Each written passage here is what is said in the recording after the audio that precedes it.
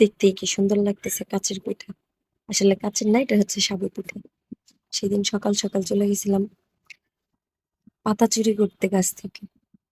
অনেকগুলো কাঁঠাল পাতা ছিঁড়ে নিয়ে আসছি।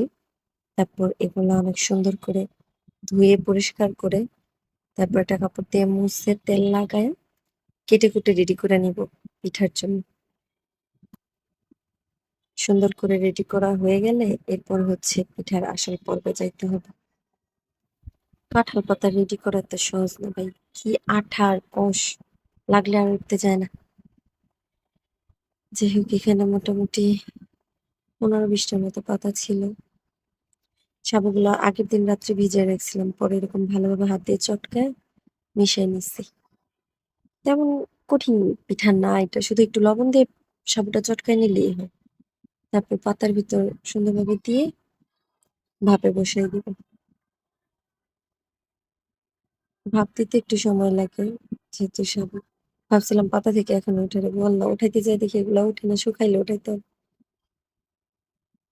পরে আমার সাবুর গোলাটাও একটু পাতলা হয়ে গেছিল, এই জন্য কড়াইয়ের ভিতর দিয়ে দিয়েই ওখানে পিঠাগুলা দিচ্ছিলাম।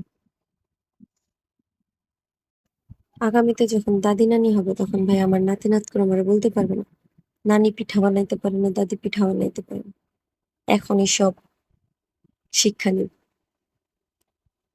একবার নষ্ট হবে, 3বার তো ভালো হবে। যেখানে যা পিঠা আছে একটার পর একটা একটার পর একটা বানায় বানায় ট্রাই করবো। একটুখানি শুকানোর পর নিয়ে আসছিলাম এগুলো।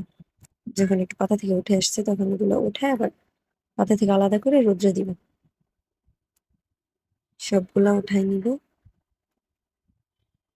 পিঠাগুলো শুকানোর পরে আসলে দেখতে অনেক সুন্দর লাগবে।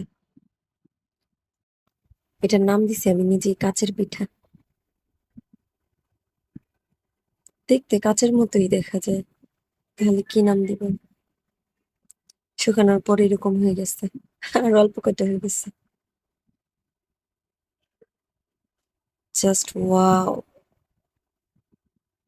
কি বলবো। আমার আবার অত ধৈর্য নেই, কখন শুকাবে কখন কি হবে। শুকাইতে দেরি, ভাজতে দেরি নেই, সবগুলা ভেজে নিছি। কড়াই অল্প তেল দিছি আমি, ভাই কিপটা মানুষ, এত তেল নষ্ট করার মানুষ না। যা, ফুটা হয়ে গেছে, ফুটা পাপড়।